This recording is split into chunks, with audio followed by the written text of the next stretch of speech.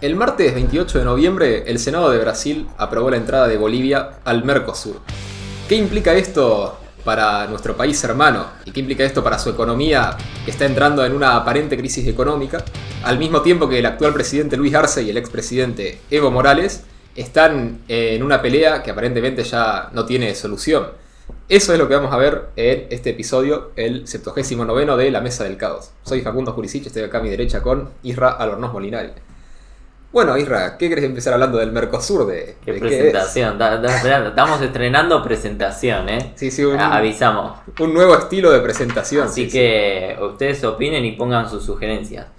Bueno, primero planteamos algunos interrogantes. El tema es que Bolivia hace tiempo que fue aprobada por los diferentes países. Esto primero vamos a resumir un poco. ¿Qué es el Mercosur? O sea, ¿qué conlleva el Mercosur? Primero, hay que pensar que es una especie, un intento, dado el éxito, que ahora algunos en Europa podríamos llamar euroescépticos, pero hasta hace poco tiempo se hablaba del éxito de la Unión Europea como mecanismo de integración. Sí. ¿Qué es esto de la integración regional, no?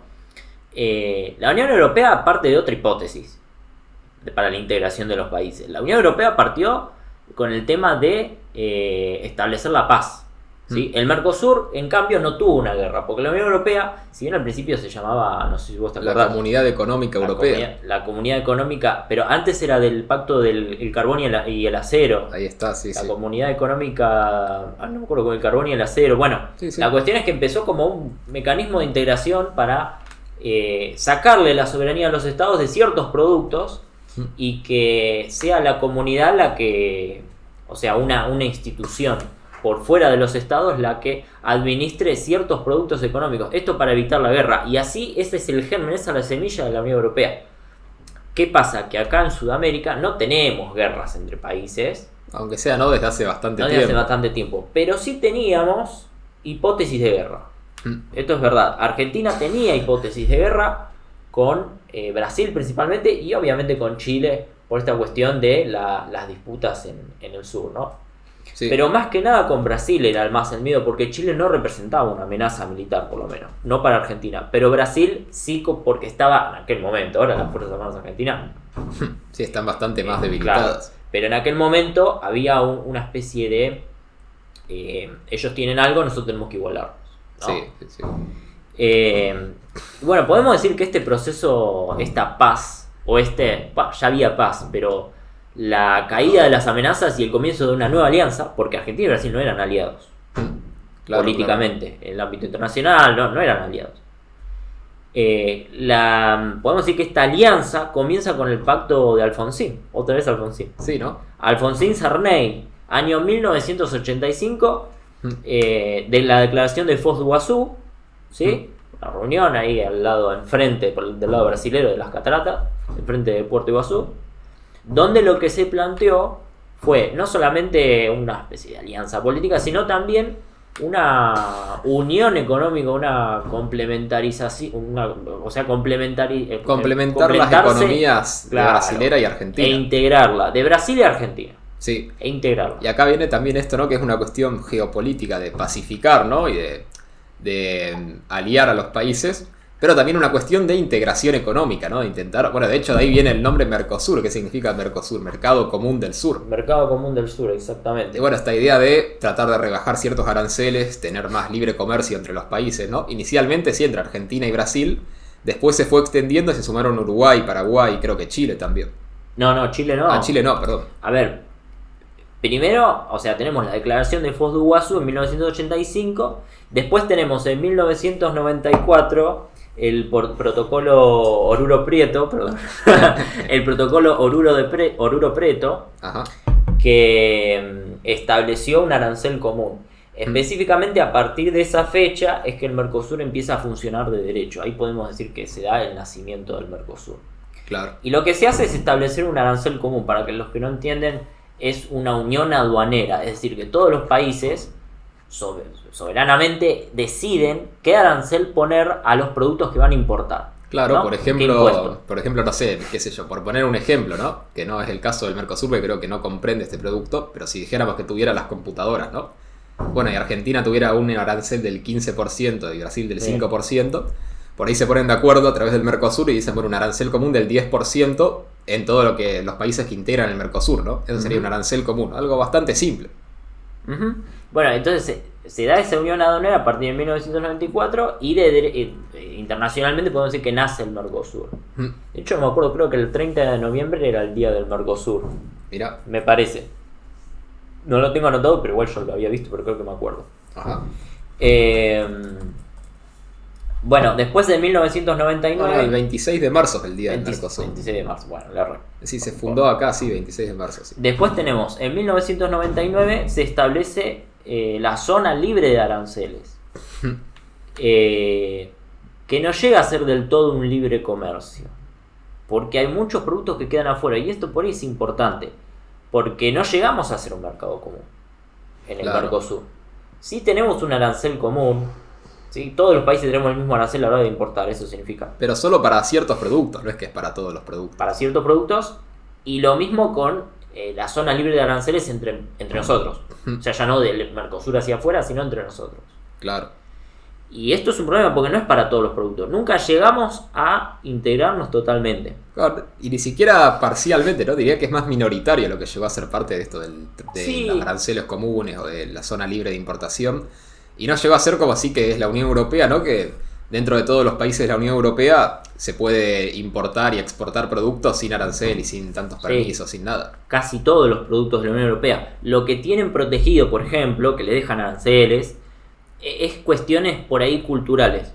Por ejemplo, un vino de un viñedo de hace 1000 años, ¿viste? Claro. Que es un vino muy especial, entonces lo protegen, ¿viste? Sí. Cada país protege lo suyo, pero son por cuestiones culturales, no por cuestiones económicas, cuestiones de patrimonio, ¿no? Claro. Cierta producción artesanal de algo, ¿no? A ver, si vos tenés un montón de cosas protegidas porque todo es cultural, bueno. Pero, claro, sí. Bueno, y los europeos igual son capaces de más que nada ciertos sectores más progresistas, ¿no? Sí, aunque bueno, por ahora no es el caso, ¿no? Por ahora sí que es algo que no tiene por tanto ahora no es el caso económico. Por ahora no es el caso, y si lo comparamos con el Mercosur, están a años luz de nosotros. Sí, o incluso si lo comparamos con la Unión Africana, ¿no? Porque en África también hay una organización internacional similar, que es la Unión Africana, que no integra a todos los países africanos, pero sí varios. El sudeste asiático, perdón, la África subsahariana. África, sí, pero es un sector de la zona más del Golfo de Guinea, me parece. Sí, sí. Del este, acá, me parece que es. Si querés acá te digo todos los países que están, pero que incluso están desarrollando ya un proyecto de moneda común de África. Que, o sea, que incluso en la Unión Africana en algunos puntos está más avanzado que el Mercosur, ¿no? Porque el Mercosur, más allá de esta integración, lo que dijimos de los aranceles y esto, no es mucho más, no es que tenga muchas más políticas ni mucho más desarrollo. Sí, es comercio, de alguna forma, comercio dirigido. O sea, tenemos, por ejemplo, un arancel común y libre compra-venta sin arancel de automotores. Claro, por ejemplo. ¿Entendés? Entonces es para esa empresa, esa fabricación común, ese sector de la industria, justo ese. Después por ahí otro sector, son todos sectores grandes, no es cualquier cosa. Claro. No es que vos podés producir algo y automáticamente, yo lo vendo allá en Pernambuco. Claro. No, en la otra parte del continente, no. Claro, no es que vos podés tener una fábrica de lo que sea y exportar a, bueno, por ejemplo, Brasil o Uruguay o Paraguay sin permiso, sin arancel, sino que son cuestiones muy específicas. Y tampoco son tantos países. Mirá, acá tengo los miembros del Mercosur. Son Argentina, Brasil, Paraguay y Uruguay. Y bueno, ahora que va a entrar Bolivia, ahora vamos con esto de Bolivia, ¿no? Sí. Y después tenés Estado suspendido Venezuela. Sí, a eso y tenés estados asociados, que ahí sí. Casi toda Sudamérica, claro, excepto Chile, Perú y Colombia. No, Colombia está en estado asociado. Sí. Perú y... No, Perú. Perú también, tenés estados asociados, sí. Chile, Colombia, Ecuador, Guyana, Perú y Surinam. Sí. Te falta, bueno, Panamá no está, ¿no? La Guyana francesa tampoco. Sí. Y bueno, pero casi toda Sudamérica, pero estados asociados no es que están dentro del tratado, es como que están nomás. Para comparar con la Unión Africana, ¿no? Que vos me decías, la Unión Africana son prácticamente todos los países de África, de toda África, ¿no? De un sector de África. Mirá, acá tenés el mapa, bueno, lo voy a poner en pantalla, ¿no? Ya que estamos, me voy a anotar el minuto 10:30 para poner en pantalla. tenemos casi todos los países de África, menos muy pocos que están suspendidos. Pero bueno, tenés Angola, Argelia, Benín, Botsuana, Burundi, Cabo Verde, Camerún, República Centroafricana, bueno, República del Congo y República Democrática del Congo también, ¿no? Que no es que sean aliados, pero están los dos en la Unión, ¿no? Tenés también Egipto, Etiopía, Eritrea, Ghana, Kenia, Libia. Sí. Tendríamos que hacer, a ver qué conlleva ese tipo de unión, ¿no? Porque África no tiene la cantidad de industria que tiene Brasil. Claro, ¿no? ese es el tema. También que Argentina, Sudamérica, en Sudamérica hay países más grandes, ¿no? Eso es otra, que sí, van a ser pocos países, pero en tamaño, el Mercosur sigue siendo, por lo menos en el hemisferio sur, la integración regional más grande. Más importante económicamente. También es eso, que es difícil de integrar al Mercosur porque sí que hay como una industria preexistente en Brasil, en Argentina, que es una industria que creció con proteccionismo. Y que ya justamente... No, es ponerse de acuerdo para seguir protegiendo lo mismo y comerciarlo entre nosotros. Claro, pero es que ni siquiera se pueden poner de acuerdo en eso, porque ni siquiera se pueden poner de acuerdo Argentina y Brasil para decir, bueno, libre comercio entre nosotros, pero nos protegemos de afuera. Sino que hasta incluso dentro del Mercosur se ponen proteccionismo entre ellos, ¿no? Y tenés como, bueno, cuando estaban gobernando, por ejemplo, Cristina y Lula, que se subían los aranceles, ¿no? Que eran aliados. Sí, con Argentina siempre hubo problemas porque inventaban, ¿no? Acá se inventaron lo que en Estados Unidos, algo parecido a lo que Estados Unidos llaman medidas pararancelarias, así se llaman en Estados Unidos. Para que lo usan generalmente porque Estados Unidos promueve el libre comercio, pero muchas veces tiene esta cuestión de protegerse frente a ciertos bienes que vienen de afuera, ¿no? El caso de la carne, con el tema de la aftosa, ¿no? Hubo muchos casos. Y Argentina con el kirchnerismo hizo lo mismo. El tema es que Lula nunca se le quejaba, o por ahí se le quejaba por atrás, pero, viste, dale, seguí. Sí, porque eran aliados políticos. Porque eran aliados políticos y Cristina estaba esta cuestión de que Cristina decía, no hay que importar ni un clavo, decía Cristina. Claro. Con esta idea de la sustitución de importaciones, todavía hoy vigente en el kirchnerismo. Sí. Que por eso dice que faltan dólares, Cristina, ¿no? Sí, sí.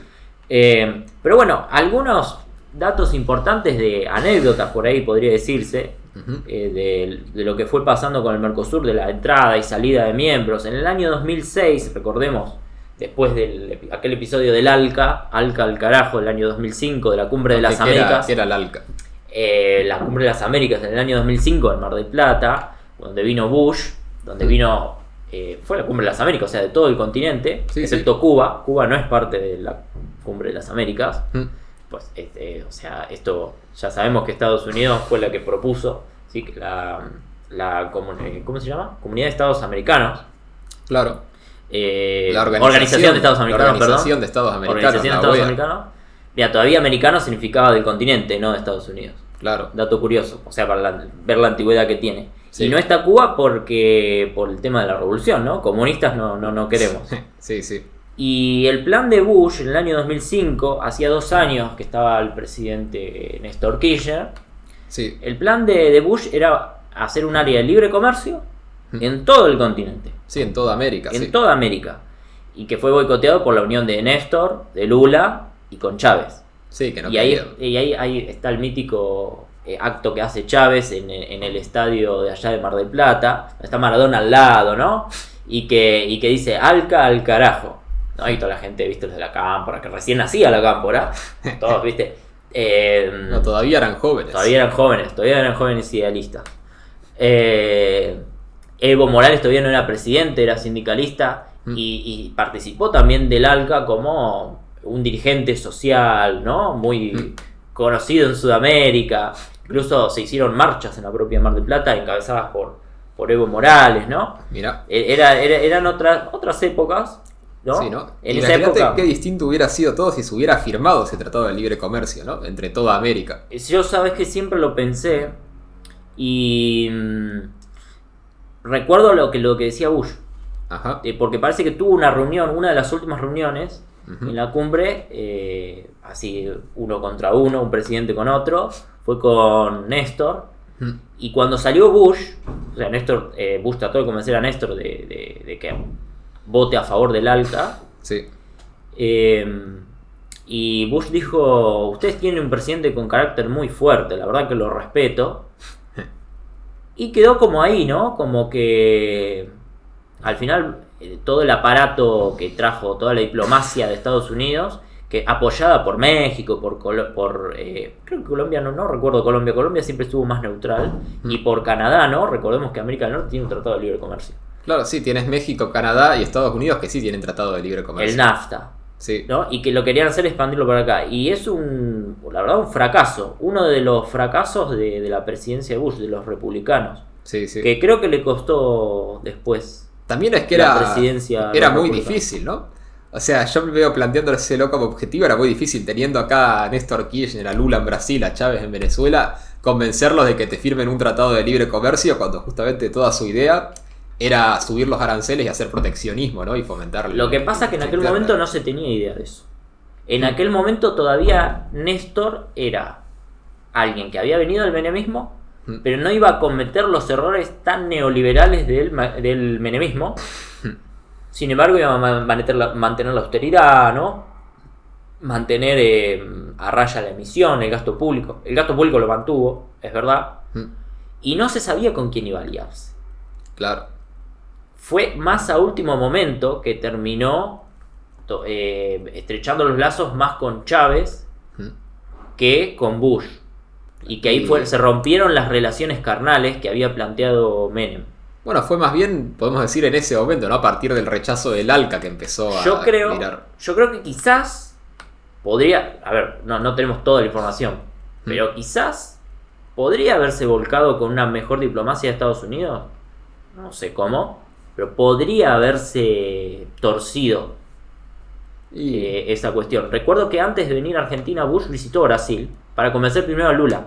Y Lula, recuerdo todavía tengo la imagen en los diarios, Lula lo llevó a unas granjas. O sea, imagínate, Lula llevó a Bush a unas granjas de Brasil. Ajá. Y era como una relación, como si tuvieras una visita de estado de Bukele acá y Milei lo lleve a alguna estancia, San Antonio Areco, por el Día de la Tradición, ¿viste? Sí. Una cosa así, como que se planteaba, la sensación era que se planteaba como que podría probarse estas cosas, como que somos amigos y vemos si nos conviene o no, estamos en negociaciones, claro, pero somos amigos.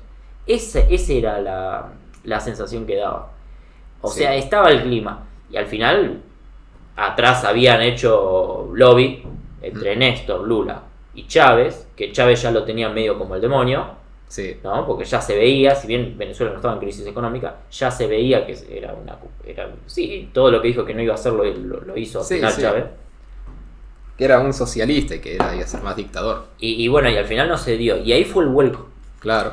En el siguiente año, porque viste, nos fuimos hablando. En el siguiente año, el año 2006, se aprueba la adhesión en la cumbre del Mercosur, se aprueba la adhesión de Venezuela para iniciar el proceso.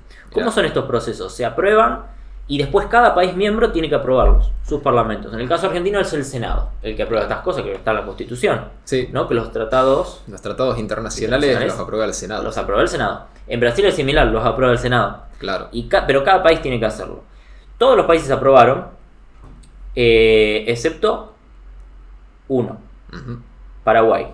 Mira. Paraguay siempre tuvo esta cuestión de, bueno, me parece que no son tan democráticos, ¿no? Tenemos nuestras reservas. Sí, sí. ¿Qué es lo que pasó? Que en el año 2012, en Paraguay hay un impeachment, ¿no? Un juicio político. Sí, un juicio político al presidente Fernando Lugo. Lugo, ¿no? Sí, sí. Le hacen juicio político.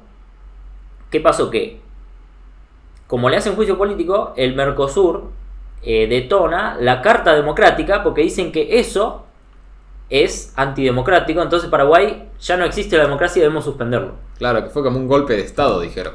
Que, viste, siempre dicen el tema del golpe de Estado. Sí, entonces se detonó la Carta Democrática del Mercosur, que los miembros del Mercosur tienen que ser democráticos, y como Paraguay ahora no es democrático, chau. Claro. Lo suspendemos.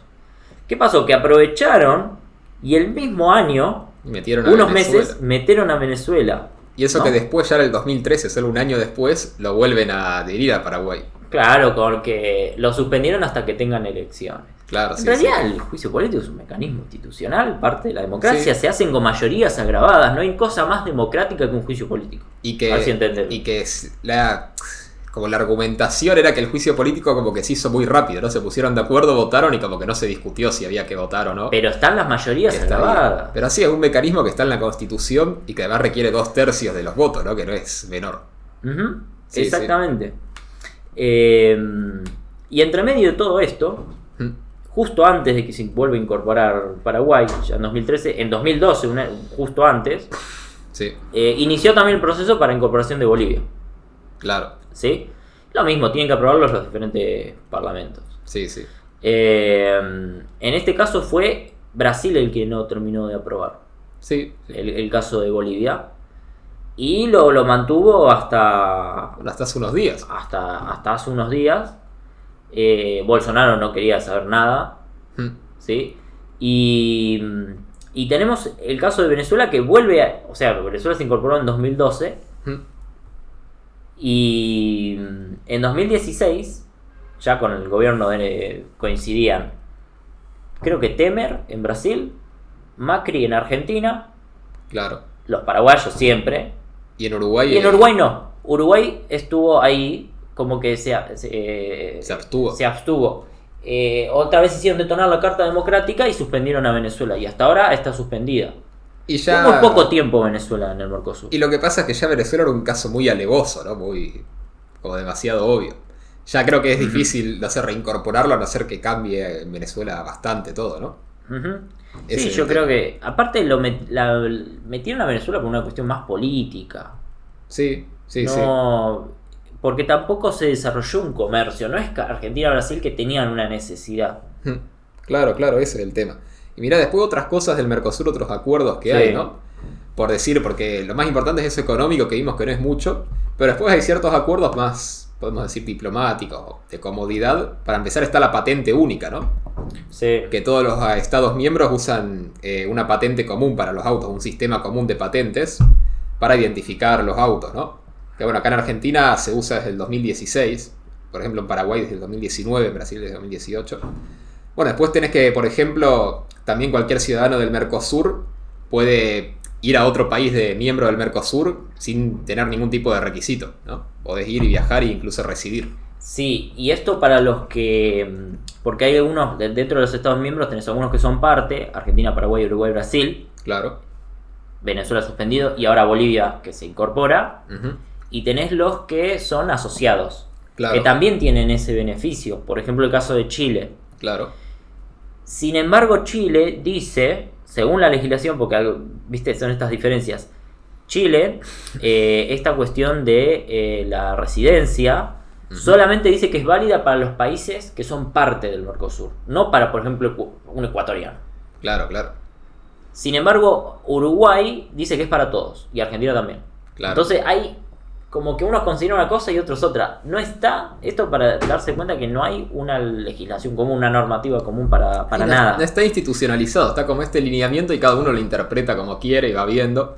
Por eso decimos que es un acuerdo muy básico, ¿no? Y entonces ahora, no sé si querés pasar... Vamos a la frase, porque acá entramos con Milei, entramos con la actualidad, porque esto es importante. Ahora que Milei es presidente, tanto que se habló, ¿qué es lo que dice Milei? Bueno, Milei hace un tiempo dijo sobre el Mercosur: es una unión aduanera defectuosa que en el fondo perjudica a los argentinos de bien. En el fondo es un comercio administrado por estados para favorecer a empresarios prebendarios. Claro. Yo creo que es muy directo y se decía que Milei iba a sacar a Argentina del Mercosur. Sí, bueno, de hecho Uruguay también quería seguir del Mercosur, porque además, ¿cuál es el problema? Que el Mercosur lo que te hace es que muchos tratados de libre comercio con otros países por fuera los tengas que firmar dentro de lo que sería el Mercosur, ¿no? O sea, ponerte de acuerdo con Brasil, con Argentina, con Uruguay, con Paraguay. Y el tema es que Uruguay hace un tiempo quería firmar un tratado de libre comercio con China y los estados miembros del Mercosur no querían. Y ya Uruguay amenazó con salirse del Mercosur y firmar el tratado por su cuenta, ¿no? Sí. Y ahora está el tratado de libre comercio entre el Mercosur y la Unión Europea también. Ajá. Que tal vez sea el hito histórico más importante del Mercosur, ¿no? Lo más relevante que venga siendo desde que existe. Y que también Brasil no sabe bien si quiere aprobarlo o no esta cuestión. Aunque también hay problemas del lado de la Unión Europea porque Francia no quiere aprobar el tratado de libre comercio. Sí, Francia y... Sí, los estados agrícolas más que nada. Sí, más que nada Francia igual. Más que nada Francia. Porque los otros más o menos se convencen, ¿no? Pero Francia como que está muy intransigente con eso. Y también, por eso Porque imagínate que los productos de acá argentinos, todo lo que es el agro argentino, y brasileño también, el uruguayo también, va a arrasar todo el agro europeo. Claro, ¿por qué decimos eso? Porque toda la producción agrícola de Europa, si se aprobara un tratado de libre comercio con Argentina, podríamos exportar, pero millones de toneladas. Están en desventaja. De todo a Europa. Claro, porque acá somos más competitivos. Tenemos ventajas absolutas, o sea, no solamente acá comparativas. Tenemos ventajas absolutas con respecto al agro europeo. Incluso con las regulaciones, con los impuestos, con todo, el campo argentino sigue siendo uno de los mejores del mundo y sobre todo el campo europeo lo pasa por arriba. Y Argentina produce alimentos para más de 400 millones de personas. ¿Sí? Y con ciertas reformas de sacarle la pata encima al agro, porque el agro mantiene a todo el país. Sí, sí. Podríamos llegar a los 600.000. Bueno, se habla incluso a los 600 millones. Sí, se habla incluso de llegar a duplicar la producción agrícola. Y bueno, duplicar ya sería 800 millones. 800 millones es más o menos cercano a toda la población europea. Podríamos alimentar a toda esa población. Alimentar a toda Europa, ¿no? O sea, bastante interesante. Para que se den una idea, en Estados Unidos hay un poco más de 300 millones de personas. Claro. Podemos alimentar a 2 Estados Unidos fácilmente. Sí, sí. Completos. Y solo Argentina, sin contar Uruguay, Paraguay, Brasil. Sí, y llegando solo a duplicar la producción, ¿no? Significaría que Argentina produce el 10% del alimento mundial. Y si le sumás Brasil, Uruguay, Paraguay y todos los otros países, no sé cuánto llegará, pero creo que la región debe llegar casi a 1/4 de la producción de alimentos mundial, ¿no? O incluso más, porque por ejemplo en carne Uruguay hoy en día produce más que Argentina. O sea, imagínate lo que Uruguay produzca más que Argentina. Imagínate lo que puede llegar a crecer Argentina y llegar a hacer todo eso, ¿no? Pero bueno, entonces, básicamente está todo este tema. Y si querés pasar entonces, ¿a qué implica esto para Bolivia, ¿no? En este contexto, que es largo, bastante largo, es el que en Bolivia se incorpora, pero en Bolivia lo leen como un hito, ¿no? Como algo... Bueno, es que para los bolivianos por ahí es como ingresar a Sudamérica, ¿viste? Yo no lo vería así. Para mí es... A ver, yo opino parecido a Milei en este caso, de que es como los BRICS en este sentido. No tiene más relevancia política que económica, que es lo que necesita Bolivia, ¿no? Primero hablemos de qué es Bolivia. A ver, Bolivia está bien, Bolivia está mal. No se habla mucho de la economía boliviana, se habla mucho de Venezuela, de Argentina se habla un montón, de Brasil también. Sí. Pero, ¿qué pasa con Bolivia? Bueno, Bolivia, a partir del año 2006, más o menos, que viene desde la época de asunción de Evo Morales como presidente, supuestamente el primer presidente indígena. Hay algunos que dicen que no, porque tiene apellido Morales. Por lo tanto, no sería indígena totalmente. Sería mestizo. Claro, es como cualquier persona normal. Básicamente, que tengas más ascendencia indígena no te convierte completamente como en un indígena realmente. Pero bueno, ¿cuál era el contexto de Bolivia? Bueno, la pobreza, por ejemplo, en Bolivia era del 38%. Hay que ver, ¿no? La paridad de poder adquisitivo, ¿no? Pero una pobreza más baja que la que tenemos ahora. Sí, acá en Argentina. Acá en Argentina, por eso digo, hay que ver la capacidad de compra que tenían. Sí. ¿Qué pasó? Que al terminar el periodo del que se conoce como el milagro boliviano, que más o menos hasta 2019, la pobreza bajó al 15%. Del 38 al 15%. Claro, igual siempre yo creo que se mide más bajo de lo que se mide acá, ¿no? Porque vos ves el PBI per cápita de Bolivia, ¿no? Por paridad de poder adquisitivo, y está en $8.600. Y en el 2006 estaba en $4.100, ¿no? O sea, se duplicó del 2006 hasta acá. Que igual es bastante, ¿no? O sea, es un gran logro. Y nosotros estamos en $20.000. Lo que pasa es que nosotros desde el 2011 que estamos estancados en 20.000, ¿no? No es que seguimos creciendo, pero bueno. Claro, por eso estos números siempre...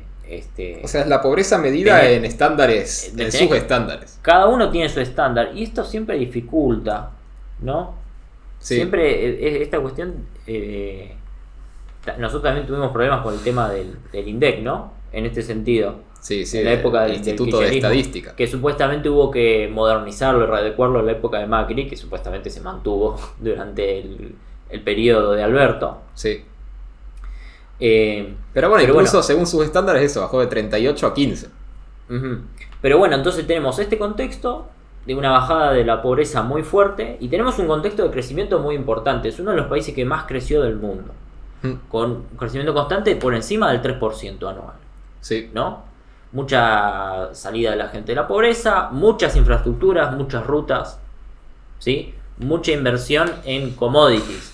Y ahí está la pregunta, ¿por qué creció? Porque al mismo tiempo del crecimiento económico de Bolivia, se da un crecimiento del Estado. Claro. El intervencionismo. Entonces, ¿por qué Bolivia crece? Bueno, está esta hipótesis de los precios de los commodities altos, lo mismo que se le decía a Néstor. Sí, o a Venezuela. Y a Cristina y a Venezuela, el petróleo, ¿no? Gas, los minerales. Sí, porque además en Bolivia las empresas que explotan los recursos naturales son públicas, ¿no? Se dieron estatizaciones, ¿no? El Estado controla la mayoría de... O sea, no tenés emprendedurismo boliviano, tenés al Estado que es dueño de la mayoría de, más que nada, los recursos, y que con esa plata y con la plata de la exportación, con lo que se obtiene de las exportaciones, lo que hizo Morales es invertir en educación, en infraestructura, lo cual no está mal, pero no tenés una economía propia, local, que genere crecimiento por sí misma. Claro, lo único que tenés es un Estado explotando recursos naturales y que depende de esos recursos naturales. Y el problema es que ya desde hace varios años que eso poco a poco empezó a ser un problema, ¿no? Ese es el tema, porque si uno ve, tenía acá el dato, a ver si lo puedo ver, acá está, en 2014 Bolivia tenía 15.000 millones de dólares de reservas internacionales, ¿no? Sí. En el Banco Central de Bolivia. Y hoy en día son 3.500 millones de dólares. Sí. O sea, se gastaron más de 10.000 millones de dólares de reserva. Sí. ¿En qué? Justamente en que el Estado boliviano, que viene siendo deficitario hace muchos años, entonces el problema es que, bueno, tuvieron ese periodo de crecimiento, pero ya a partir del 2014, 2013, por ahí más o menos, igual que Venezuela, igual que Argentina, que es cuando se agotó todo este precio de las commodities, que se empezó a estancar, y bueno, en Bolivia como sí que habían ahorrado un poco, habían acumulado, bueno, pudieron seguir gastando las reservas, pero el problema es que ahora eso se está agotando, y ahora en Bolivia hay cierta crisis económica. Sí, se refleja más que nada en la cuestión de los dólares, siempre los dólares, ¿no? Claro, como que estos modelos Siempre así de intervención del Estado son muy dependientes de los dólares. Dependiente del dólar. Y ahí vamos a la economía boliviana, que a diferencia de la Argentina, tiene el tipo de cambio fijado. Claro. Fijo, y tiene una inflación de las más bajas de la región, de algunos años por debajo del 1% anual. Claro. Una inflación muy buena, casi inexistente. Incluso más baja que Estados Unidos, que países de Europa. Sí. Pero entonces, claro, ahí está. ¿Por qué es importante los dólares entonces? Porque vos podés tener dos alternativas, ¿no? Podés tener como Bolivia, que tiene un tipo de cambio fijo y no emiten, ¿no? Y por eso no hay inflación y tienen una moneda estable. Pero entonces para financiar el déficit, ¿qué necesitan? Tener dólares. ¿Qué es lo que le pasó acá a Menem en los 90, ¿no? Que tenía la convertibilidad justamente, y como no podía emitir para financiar el déficit, necesitaba tomar deuda. La diferencia es que Menem optó por una política de privatizar todos los recursos dentro de lo posible. Claro, digo solamente en este tema monetario, ¿no? En el tema de la convertibilidad, sí. O podés tener la otra alternativa, que es como Argentina, que decís, bueno, el déficit se financia emitiendo, pero ¿qué pasa? Que eso te va subiendo la inflación exponencialmente, y al final es insostenible. O sea, al final de todo igual necesitas dólares para poder financiar esa emisión. ¿Sabes lo que estaba pensando que ahora se me está ocurriendo? Bolivia podría ser el caso de una especie de kirchnerismo exitoso. Porque el kirchnerismo siempre lo que buscó, por ejemplo, buscó estatizar Vicentín. ¿No? Que los peronistas siempre se quejan de que retrocedieron de lo que tendrían que haber hecho por decreto, y que ahora estos liberales, estos liberfachos, como les dicen al sector de la Libertad Avanza, dicen que si no le aprueban las reformas van a aprobar todo por decreto. Y nosotros no pudimos bancar ningún decreto. Sí. Bueno, Alberto por decreto hizo la reforma previsional. Algo hizo. Sí, pero no las cuestiones que ellos consideran básicas, como estatizar Vicentín, estatizar qué sé yo qué. Sí, bueno, igual viste que Alberto en la entrevista, en estas entrevistas que estuvo dando, dijo que no se arrepiente de no estatizar Vicentín, que fue la decisión correcta. Bueno, ese es Alberto, pero los peronistas se están quejando, más que nada los peronistas kirchneristas. Más que nada los kirchneristas. Más que nada los cristinistas. Sí. No usar la lapicera, como decía Cristina. Sí.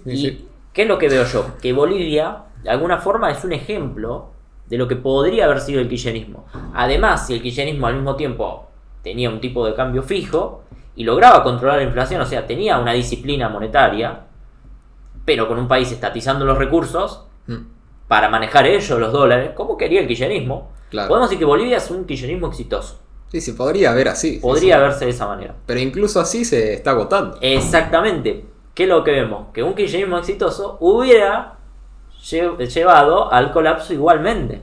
¿Sabés qué es lo que veo yo? Que Bolivia, o sea, si Argentina hubiera sido como Bolivia, ¿no? Y hubiera tenido más éxito el kirchnerismo por tener quizás más dólares, o que el precio de las commodities hubiera estado alto más tiempo, Sí. por ahí hubiera ganado Scioli, ¿no? Y ya con Scioli se hubiera empezado a ver cierto estancamiento. Y por ahí ya con el segundo mandato de Scioli, el sucesor de Scioli, ya como que se empezaría a ver la crisis como está ahora.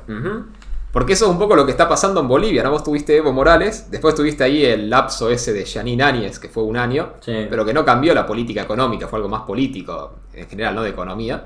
Sí, llamar a elecciones.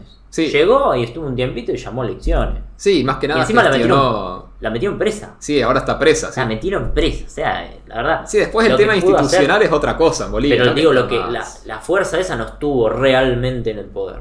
No. Como para hacer cambios. No, y que incluso, más que nada, se dedicó a gestionar la pandemia, ¿no? Sí. Pero bueno, el tema es que después de eso asumió Luis Arce, que sería el sucesor de Morales, que había sido ministro de Economía de Morales. Sí, fue el que diseñó todo este modelo. Claro. Este modelo estatista, pero con disciplina monetaria, sin inflación. Y que incluso ya Luis Arce ahora está peleado con Morales, porque Luis Arce lo que dice es que, bueno, que ya el modelo se agotó y que es necesario ingresar dólares y, por ejemplo, se está hablando de subir el precio de la nafta. Que Bolivia, igual que tenía Argentina durante el kirchnerismo, tiene todas las tarifas extremadamente subsidiadas. Todo subsidiado. Por ejemplo, al petróleo, el precio internacional es de $80, el barril de petróleo, ¿no? Y Bolivia importa petróleo e internamente venden el barril a $27. Sí. Y esa diferencia de $50, ¿de dónde sale? Del Estado que subsidia la diferencia, ¿no? Exactamente. Y lo subsidia con lo que vos dijiste. Con los dólares que obtiene de las ventas de todos los recursos que tiene estatizados.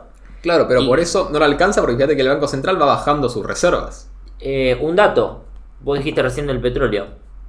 Bolivia exportaba petróleo. Claro. Cuando asumió Evo. Sí. Evo Morales estatizó el petróleo. Y ahora no le alcanza. Sí. Y tiene que importar petróleo. Sí, bueno, Un caso similar al de YPF. Algo similar a lo de YPF acá en Argentina, que sí, Néstor asume y hay superávit energético y después ya empieza a haber déficit energético. Y similar también a Venezuela, ¿no? Que Venezuela también exportaba petróleo y hoy en día sigue exportando, pero muchísimo menos. O sea, la cantidad de producción de petróleo de Venezuela no es ni la mitad de lo que era hace 10 años. Es más, te diría que creo que no es ni siquiera ni un tercio de lo que era hace 10 años. Me acuerdo cuando empezaron estas revueltas en Venezuela, año 2013... Se empezaba ya, muchos kirchneristas empezaban a decir, al final Venezuela no, o sea, el problema es que no logró diversificar la economía. Tendría que haber utilizado esos recursos del Estado, porque lo mismo, PDVSA, petrolera estatal. Sí. Venezuela era vender nada más, vender petróleo y sacar dólares y sacar a la gente de la pobreza con eso. Con el reparto, la redistribución. ¿Viste? Lo que acá se dice la redistribución peronista. Sí. Entonces, era esa la política. Bolivia lo mismo. La diferencia es que Venezuela... maquinita y emisión. Sí. Y en Bolivia dijeron no. Claro, y el tema es que Luis Arce parece que no está dispuesto a emitir ni a romper el tipo de cambio fijo, sino que el boliviano, ¿no? O sea, la moneda de Bolivia, que va a quedar con un valor estable. Lo cual, ¿sabés el desastre que sería para nosotros, para Argentina incluso? ¿Qué cosa? Tener un estado al lado que decidiera, al tener faltantes de dólares, decidiera emitir. El desastre hiperinflacionario que sería, bueno, no sé si hiperinflacionario, pero con inflación alta al principio, no sé si tienen sobrante monetario. Lo que pasa es que yo creo que sería algo como muy lento, ¿no? Sería como acá en Argentina, que bueno, desde que se reformó la Carta Orgánica del Banco Central en el 2008, ¿no? Y se empezó a emitir de a poco para financiar todo, tuvieron que pasar 10 años hasta que la inflación llegue hasta el punto que está ahora. Sí. Entonces yo creo que si Arce ahora empezara a emitir, por ahí podría salvar su mandato y decir, bueno, inflación de 10% anual, no pasa nada. Pero te generaría un problema de mediano plazo que dentro de 4 años, 5 años, 8 años, que ya tendrías el problema inflacionario que hoy hay en Argentina, lo tendrías en Bolivia. Y otro dato interesante es el nivel de desempleo, que estaba en torno al 10% y que lo llegaron a bajar al 3%. O sea, para que se vea que está muy cerca del pleno empleo Bolivia. ¿Sí? Entonces...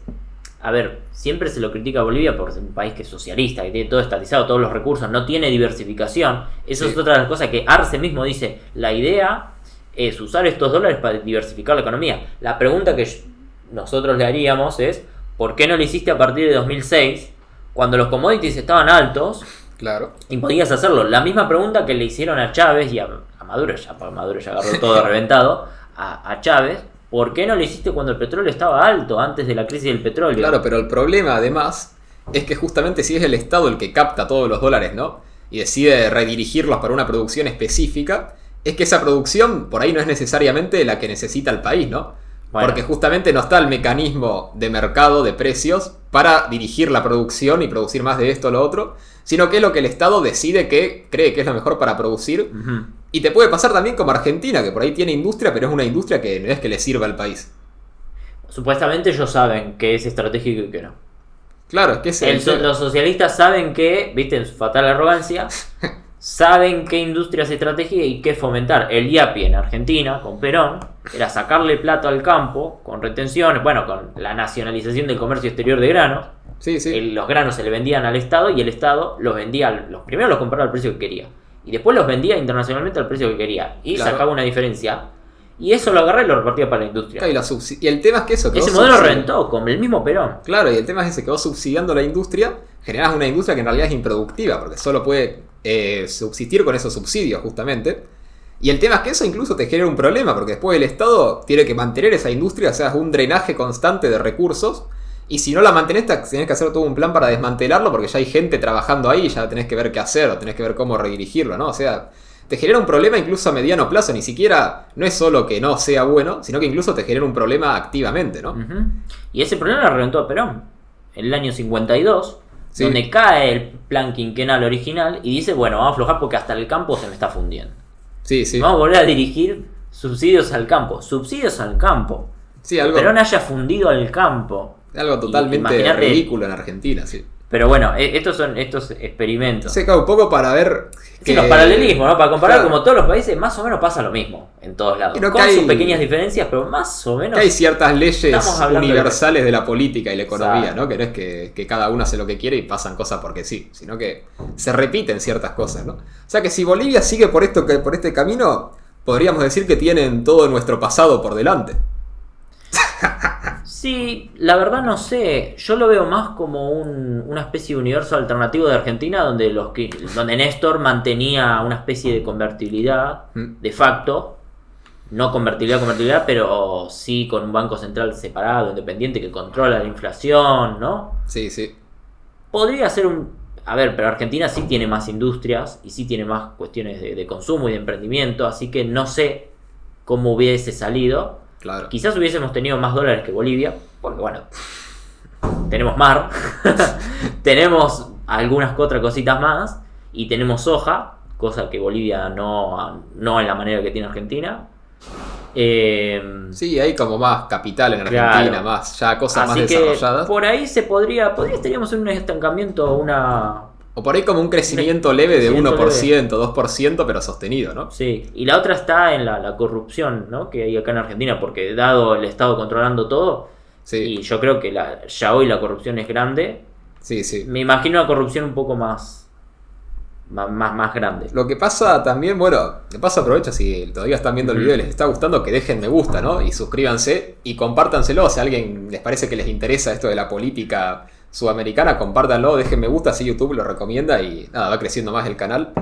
Y ahora, habiendo dicho esto, lo que te iba a decir es que hay otra cuestión que yo veo que en Argentina sí que fue un freno para el kirchnerismo, ¿no? Y para este tipo de política. Sí. Y que en Bolivia no sé si lo veo tan así, que es la cuestión institucional, ¿no? Ujú. O sea, en Argentina el kirchnerismo tampoco pudo llegar a ese punto porque se frenó institucionalmente. O sea, acordate que los reclamos contra Cristina en el 2015, más que nada que era la corrupción, ¿no? El asesinato de Nisman, que se decía que por ahí se podía llegar a ser como Venezuela, no iba tanto por la economía. Y eso en Bolivia, no sé si lo veo tanto. Vos fíjate que a Yanine Áñez la metieron presa, ¿no? Que Sí. tenés cierta cuestión, bueno, a Evo Morales lo habían denunciado por fraude. Y de hecho él no podía ir a la reelección y cambió toda la Corte Suprema para que le dijeran que sí podía Sí. ir. O sea, como que institucionalmente está un poco más débil, veo yo. Claro, tiene los tentáculos en cada uno de los poderes, en cada una de las instituciones, para poder realmente hacer a través de alguna legislación o algo, tener un control del Banco Central y no generar la emisión. O sea, Claro. lograr el financiamiento que quieren, estatizando cosas sin tener que recurrir a la emisión. Claro, entonces el tema es cuál es como la salida para Bolivia. El primer freno acá en Argentina en realidad fue en 2008. Claro, sí, ¿no? Sí, sí. Fue en 2008. Porque la 125 era subir retenciones, cosa ideada por Lustó, no por el kirchnerismo. Sí, sí, o por- más bien era el kirchnerismo, pero era Lustó también al mismo tiempo. Sí, Martín Lustó radical, sí, sí. Exactamente. Que era subir retenciones, cosa que después hizo el cálculo si se hubiese recaudado más con eso. Pero seguramente si se aprobaba la 125, después se aprobaba otra más. Y sí, más severa. Y fue el campo el que se levantó, que hizo un paro casi total en rutas, ¿no? Sí. No tuvo desabastecimiento, me acuerdo, se hablaba de revolución. Llevaron los tractores hasta desde la provincia de Buenos Aires hasta Casa Rosada, me acuerdo. Sí, hasta la capital federal, sí. Pero sí, tenés esto de que el argentino es un poquito diferente frente a estas cosas. Como que la sociedad argentina siempre tiene como esas organizaciones ya preexistentes. Exacto. Y esas agrupaciones, esas corporaciones que resisten cierto poder del Estado, ¿no? O sea, el kirchnerismo nunca, o sea, el campo siempre se resistió, ¿no? Incluso a Perón. Sí. A Perón le hicieron un golpe de Estado, claro, ya sea sectores militares, de la iglesia, lo que sea. Sí, pero también apoyado por el campo. Hay sectores, ¿no? O sea, que estamos hablando de que no es que algo que es reciente, sino que el campo es una organización histórica de la Argentina, ya desde finales del siglo XIX. Sí. Y tenés eso, bueno, el kirchnerismo tampoco nunca pudo cooptar todos los medios, ¿no? Nunca pudo cooptar la justicia del todo, o sea, como que tuvo ciertos frenos, y creo que esa es la diferencia por ahí entre Argentina y Bolivia, que en Bolivia sí, la justicia está totalmente cooptada por el MAS. Después las elecciones es como que están ahí, pero no se sabe hasta qué punto pueden llegar a ser limpias, hay que tenerle mucho control.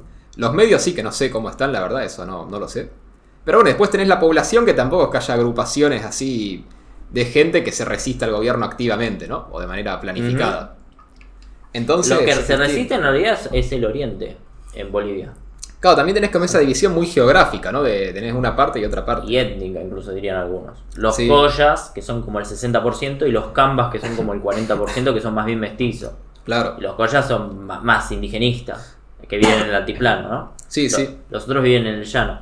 Y ahí entramos en qué va a pasar. O sea, porque este es el contexto en el que Bolivia entraría al Mercosur. Para venderle a Brasil, ¿qué? Minerales, no sé. Sí, pero se dice algo de litio, algo de petróleo. Se habla de litio, de darle litio. Bueno, es el aliado que Lula quiere, ya que ahora no es aliado de Argentina. Claro. Ahí tiene el litio. Y otra cosa que busca son obras de infraestructura, tal vez. Claro, tal vez. Entonces, ¿qué puede implicar la entrada al Mercosur para Bolivia? Tal vez poder abrir un poco el mercado de Brasil, ¿no? Y vender un poco más y ahí conseguir algunos dólares. Y tal vez recibir... Manejado todo por el Estado. Claro, todo por el Estado. Todo sí, por el claro. Estado. Y tal vez conseguir alguna inversión extranjera de Brasil o algo así, pero poco más. Y tal vez lo más relevante es que si se llegara a aprobar este tratado de libre comercio, ¿no? De Mercosur y Unión Europea, tal vez eso sí pueda impactar, porque Bolivia estando ahí empieza a recibir importaciones europeas y va a tener que entrar al mercado europeo y va a tener que hacer reformas más profundas. Sí, hay un problema que podría ser, ¿no? Que es el tema de las quemas, ¿no? Sí. De las quemas del Amazonas, que ya se le quejaron a Brasil por la quema del Amazonas, pero Bolivia también tiene un pedacito, Sí. es más chico, pero tiene un pedazo, y también se da esta cuestión de las quemas, y ahí está lo que hizo Evo Morales, ¿no? Así que incluso Evo Morales está promoviendo la quema de árboles, ¿no? Y de bosques. No sé si específicamente del Amazonas. Porque recordemos que están peleados, ¿no? Uh-huh. Con su ex ministro de Economía, ahora presidente de Bolivia. Sí, con Luis Arce, exacto. Y que están peleados, bueno, básicamente por una cuestión política, ¿no? De ver quién se queda con el poder, creo yo. Con el partido, ¿no? Movimiento al Socialismo, el MAS. Exacto. Y el tema es que Evo Morales públicamente está apoyando estas quemas de bosque y está diciendo que si no incendiamos, que entonces ¿de qué vamos a vivir? Dice. ¿Por qué? Porque él quiere quemar los bosques para ahí plantar coca, que es otra de las producciones de Bolivia. Acordemos, ¿no? Que Evo Morales era el sindicato el presidente del sindicato de los cocaleros, ¿no? Los productores de coca. Y se habla de que esto incluso podría tener vinculaciones para venderlo ilegalmente como cocaína, después ya procesado, ¿no? Para el narcotráfico. Sí, es posible. Entonces básicamente está con eso. Y esa podría ser otro ingreso de dólares y otro posible futuro para Bolivia. Y si querés podemos cerrar con esto de qué salida tiene Bolivia. Y yo creo que habría 3 futuros posibles, ¿no? Uno sería que de alguna manera Evo Morales gane la interna y capaz que se vuelva medio un narcoestado como Venezuela. Aunque la veo... mientras... No sabemos si... ¿Vos decís que Evo Morales tocaría la independencia del Banco Central? Independencia más bien.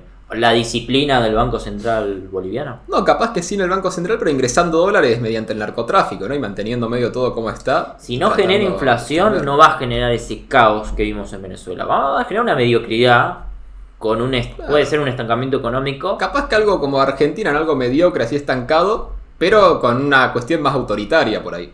Y sin caer en la pobreza. Si vos no tenés inflación, vas a tener esos estancamientos, pero no vas a tener esa esa cuestión de que tiene Argentina, de que cada tanto una inflación alta y que tira gente a la calle, a la pobreza directamente, o como ahora que tiene trabajadores en blanco, sindicalizados, que están bajo la línea de pobreza.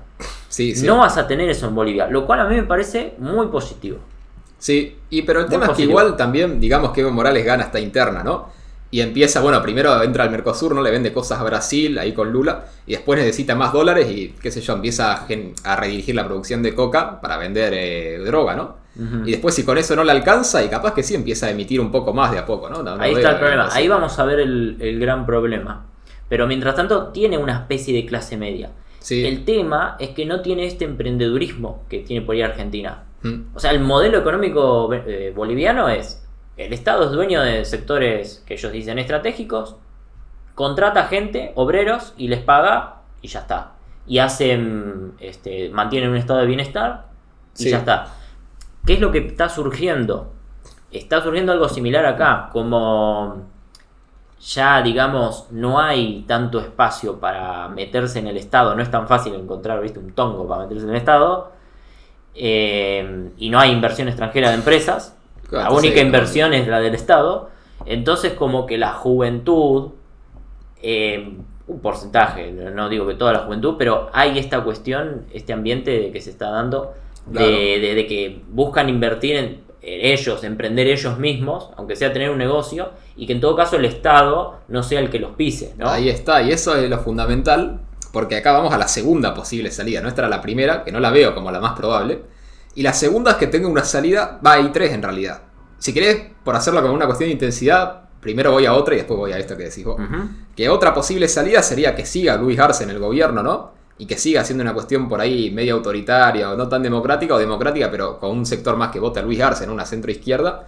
Pero Arce siendo mucho más moderado que Lula, ¿no? Ya está hablando de que hay que subir un poco el precio del combustible, ¿no? De sacar ciertos subsidios. Como una cuestión por ahí un poco como fue el gobierno de Macri, pero un poco más a la izquierda tal vez. O sea, intentar promover algo de inversión privada, sacar algunos subsidios, ¿no? Ajustar las cuentas públicas, pero sin cambiar radicalmente el modelo. Las cuentas públicas las van a seguir. Bueno, tienen una deuda que es más o menos del 70%, ¿no? Bueno, esto también dicen que Bolivia entre el 2008 y la actualidad... Sí. No, ni siquiera la actualidad, creo que entre 2008 y 2019 quintuplicó su deuda pública. Sí, ese es otro tema. Y ahí sí podría tener una crisis, sí, que aumenta, ¿no? Sí. Similar al 2001. Claro. Ahí teníamos disciplina monetaria y sin embargo reventaba. Sí. ¿No? Y la tercera salida sí queda más por donde decís vos, y es que haya una especie de revolución y haya una especie de Milei boliviano. Sí. Que acá eso no lo veo tampoco tan imposible. Hay acá un opositor, sí, Antonio Saravia, ¿no? Que está hablando mucho de esto, que dice que no solo hay que sacar al MAS, sino que hay que sacar al modelo que el MAS representa, que es el modelo del estatismo. Y que incluso defiende también cómo fue la década de los 90 en Bolivia, y dice que el problema es que se quedaron cortos, que no achicaron el Estado. Una cosa que yo remarco de Saravia, sí, que me parece que lo tiene claro, y yo estoy de acuerdo, que él dice que hoy lo importante en Bolivia es la batalla cultural. Y que dice que hay un espacio en la juventud, más que nada la juventud. Todo como Argentina, claro, empezando por la juventud. Hay un espacio para la batalla cultural. No hay un político que lo lleve adelante como Milei. Pero es el paso previo. Hay espacio para la batalla cultural. Y yo estoy de acuerdo, primero necesitan hacer una batalla cultural, si no, no van a tener éxito. Bueno, sí, incluso acá Saravia habla de el Alto boliviano, ¿no? Justamente. Sí. Y dice que allá conoce mucha gente con una cultura que se va generando, de gente que ya se levanta temprano, ¿no? Para abrir su negocio, para emprender, porque saben que además los inspectores se levantan, o no sé si se levantan, pero salen a la calle después del mediodía, ¿viste? Entonces hacen todo temprano, venden todo temprano y después del mediodía como que relajan un poco. Y dice que se está generando como cierta cultura, podemos decir, liberal, de querer evadir al Estado y hacer tu propio negocio, ¿no? Sí, el Alto es un distrito que está en el departamento de La Paz, muy cerca de la ciudad de La Paz, ¿no? De la sede del gobierno. Sí. En Bolivia, que está justamente arriba. O sea, La Paz está muy ahí en el altiplano. Esto está más arriba todavía. Que encima es una zona peligrosa. Y otra cosa que... la opinión pública, ¿no? Porque hace poco hubo faltantes de dólares. Eso es lo que está pasando también en Bolivia, que si bien Arce dice que van a crecer al 3%, las consultoras internacionales dicen que va a crecer al 1%. Arce dice, bueno, las voy a defraudar, no sé qué, bueno. Sí, sí. lo que tiene son faltantes de dólares y hubo colas en los bancos para sacar dólares. Después les dieron un QR y lo hacen por internet. La cuestión es que están apareciendo faltantes de dólares. Por ahora no se dispara el dólar, porque lo tienen bien fijo, ¿no? Y a lo sumo lo que deben hacer es no darle dólares a la gente. Puede ser una situación como muy de Argentina del 2001, ¿no? O sea, de que hay faltantes de dólares, pero bueno, legalmente sigue la convertibilidad del 1 a 1. Pero en algún momento, bueno, la gente se da cuenta que en realidad no están los dólares en los bancos y explota todo. Es un menemismo con convertibilidad y estatismo. Podemos decir que es como un híbrido entre la política monetaria del menemismo y el resto de todas las cuestiones políticas del kirchnerismo. El kirchnerismo, exactamente. Sí. Y tenés estos faltantes de dólares y la propia gente, la opinión pública está, este gobierno no me da los dólares, yo quiero dólares. Incluso vendedores ambulantes dice que quieren comprar dólares. O sea, y dicen que la economía boliviana en realidad está dolarizada, igual que la Argentina, y esto lo comparte también Sarabia, dice que son similares, la idiosincrasia argentina y la boliviana en este sentido, de que ellos de seguida van al dólar, ¿no? Para resguardarse. Bueno, y también lo que dice Sarabia es que dice que vos tenés Santa Cruz, ¿no? Y La Paz y Cochabamba, que dice que son las ciudades de los empleados públicos, que dice que la mayoría de gente ahí vive del empleo público, ¿no? Y Sarabia dice que hay que reducirlo como mínimo a la mitad de este empleo público. Y que la oposición lo critica y dice que eso es inhumano porque va a dejar a la gente sin empleo, ¿viste? Sí. Y entonces Sarabia lo que dice es que entonces la oposición y el MAS son lo mismo. Que también es como esta semilla que tuvo Milei en su momento de decir, bueno, tenés al kirchnerismo de buenos modales, ¿no? De que en realidad era lo mismo el gobierno de Cambiemos y el gobierno de Cristina.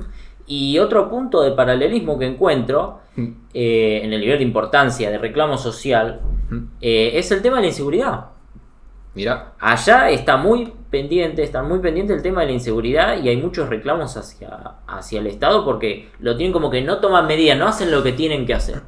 Muy similar acá. Más que nada en el Alto, que es una zona también que es más o menos, ¿viste? Es una zona tipo un poquito más picante. Sí. No es el Rosario de acá, pero son esas zonas, ¿no? Como de conurbano. Claro, ¿no? Ponele que sería, qué sé yo, como acá caminar por La Boca a la noche, acá en Capital. No, la Boca no tanto. Yo diría más conurbano, más La Matanza, ¿no? Peor todavía. Una cosa sí, ¿no? Es como las afueras de la capital donde te afanan. Sí. Y está esta sensación de inseguridad y eso es otro de los reclamos que la opinión pública levanta, ¿no? Entonces, vemos estas similitudes como con Argentina, ¿no? Sí. Y Sarabia dice que hay espacio para una especie de liberalismo económico, por lo menos en la juventud, de dejar de sacarle la pata de encima a la gente para que emprendan y que pongan su negocio, para crear la industria de base, podríamos decir. Claro. Y al mismo tiempo que el Estado se ocupe, una pata conservadora si se quiere, que el Estado se ocupe de las cuestiones de seguridad, justicia, ¿no? Los derechos individuales, podemos decir, derechos de propiedad, ¿no? Sí. Entonces hay como una pequeña semilla que empieza a surgir y que ven algunos jóvenes que se están inspirando en la victoria de Milei, la prédica de Milei de hace tiempo y más que nada la victoria de Milei ahora se ve como que al final sí se puede, dio resultado inclusive en el peronismo. Lo toman como una amenaza seria porque incluso los sindicatos bolivianos del MAS, ya antes de las elecciones acá en Argentina, decían que era fundamental que gane Massa, porque decían que si ganaba Milei iba a tener un impacto incluso para la oposición en Bolivia, ¿no? Y que iba a empezar a cambiar cómo se ven las cosas y que los iba a inspirar incluso. Y mira, entonces, basado en todo esto, yo voy a hacer una predicción para Bolivia. Mira lo que te voy a decir. Yo creo que las elecciones en Bolivia, ¿cuándo son? El 8 de noviembre de 2025. O sea, quedan 2 años prácticamente, ¿no? O bueno, podemos decir 1 año y 11 meses. Yo no sé si veo a Arce aguantando 2 años así como está ahora. Yo lo que creo es que Arce va a empezar a ajustar, va a empezar a subir el precio de la nafta, va a empezar a sacar ciertos subsidios. Y eso... Me ando más descontento. Pero no inflación, ¿eh? No lo veo... No inflación, pero justamente eso lo va a obligar a sacar más subsidios todavía. Y eso yo lo que veo es que va a generar como cierto descontento, por ahí medio como similar al que hubo con Alberto, ¿no? De decir, bueno, supuestamente es como el gobierno popular del pueblo, pero te sube las tarifas, ¿no? Te sube todo y ya se nota que era mentira todo el relato, ¿no? Que hay que hacer ciertos ajustes. O por ahí también como fue el gobierno de Temer en Brasil, ¿no? Antes que asuma Bolsonaro. O como fue el de Lenín Moreno en Ecuador antes que asuma Guillermo Lasso. Como que veo ahí cierta tendencia. Creo que Luis Arce va a gobernar de esa manera en los próximos años. Sobre todo también para distanciarse de Evo Morales. Y creo que eso te va a generar, sumado a todo esto que ya dijimos, un caldo de cultivo social que va a hacer que en el 2025 gane un candidato de derecha en Bolivia. Que proponga un ajuste fiscal y unas reformas libre mercado similar a Milei. Ya lo que te digo. Esa es mi predicción para Bolivia de acá a 2 años. El tema es que la derecha todavía no es tan liberal en lo económico. No, No pero son indigenistas, no son socialistas, pero Pero yo creo que con la influencia de Milei se va a cambiar muy rápido eso. es posible. Yo no sé si tan así libre el mercado, pero sí tratando como de reducir el Estado en ciertas áreas. Claro. Algo así. O sea, por ahí no llegarlo hasta el punto de Milei, pero sí de proponer cierto libre mercado. Yo creo que incluso más que Macri, ¿no? Creo que intentarían reformas más profundas de las que hizo Macri en Argentina. Yo creo que Bolivia necesita esa fortaleza que es lo que le dio el primer impulso de Milei y que lo mantuvo en ese piso. Porque ahora Milei tiene un piso más alto que el kirchnerismo. Sí. Al fin y al cabo terminamos diciendo, mirá vos, que Milei tiene un piso más alto que el kirchnerismo. Ujú. ¿Sí? Que es toda esa juventud, los pubertarios, los libertarios, todo eso. Sí, sí. Que bueno, yo creo que Bolivia necesita eso. Necesita una militancia ahí abajo. Sí, No, pero que yo no creo apele a llegar al poder, pero esta cuestión cultural, incluso mediática, a través Sí, de redes sí. sociales, Yo creo que se está que formando busque eso. directamente eso. Yo creo que se está formando y que además se puede formar muy rápido. Sí, eso ya lo sabemos. Incluso, mirá, me baso Eso en ya lo una sabemos. encuesta de Bolivia que fue de mayo de este año, hace bastante, ¿no? Pero que ya en mayo te daba que Evo Morales y Luis Arce, los dos juntos, te daban 28%. Evo Morales 11 y Luis Arce 17, ¿no? Sí. Y Luis Fernando Camacho te daba 15%, que es el actual gobernador de Santa Cruz, que es de la oposición. Sí. Y por ejemplo, Carlos Mesa, que es el opositor histórico de Evo Morales, te daba 11%, ¿no? Ujú. Y después tenés, bueno, Manfred Reyes Villa, que te da 10%, que tampoco es del más, ¿no? Entonces ya ves que incluso ya ahora la oposición electoralmente es más fuerte que el oficialismo, Sí. ¿no? Y yo creo que se puede dar un liderazgo así más liberal, sobre todo si Argentina empieza a tener éxito, porque acuérdate que las elecciones de Bolivia van a ser en noviembre del 2025. O sea, ya cuando empiecen su campaña electoral, ya van a ver los resultados de la política de Milei. Ujú. Entonces yo creo que mi predicción es esa. Yo creo Igual que- hay cosas preocupantes. Por ejemplo, Camacho, el que nombraste, está preso. Sí, está preso. También esos son puntos, ¿no? O sea, también está esa cuestión de ver hasta Esa qué punto cuestión. esas elecciones pueden ser competitivas o pueden ser Igual la limpias. anulan. Sí, Evo Morales pero- sí anularía. Pero Luis Arce yo lo veo más Arce no. institucional, ¿no? Arce no. O sea, Luis Arce yo lo veo como el Scioli boliviano. El Scioli boliviano. Ganó Scioli, Claro. pero en un escenario de convertibilidad, una cosa así. Claro, es como si en el 2015 imagínate que ganaba Scioli y sigue habiendo ciertas cuestiones institucionales medio turbias, ¿viste? Pero como que Scioli no te va a hacer lo mismo que Cristina, como que va a Ujú. tratar de hacer una transición para hacer cierta cosa más democrática. Puede ser. Bueno, veremos la evolución, ¿no? Del Claro. proceso. Acá esto dentro de 2 años, si llega a ser así, hay que ponerlo de clip y ponemos mirá lo que predije hace 2 Sí. años, ¿no? Pero bueno, no sé si querés decir algo No, más. no. Ya vamos cerrando, fue un episodio bastante completo, ¿no? Hablando del Mercosur, de la historia del Mercosur, del futuro del Mercosur. Mm. Fue bueno, de qué implica para Bolivia, el contexto de Bolivia, Ujú. relacionarlo con Argentina. Bastante completo, la verdad. Ujú. Y bueno, acuérdense, si les gustó el video, si no dejaron me gusta, dejen me gusta. Y acuérdense también que está en la descripción los links del Patreon y el cafecito por si quieren aportar al canal con una donación para poder ayudarnos a dedicarnos a esto más profesionalmente. Y nada, investigar también más estos episodios y traer incluso videos mejores todavía. Así que bueno, sin nada más que decir, nos estamos escuchando.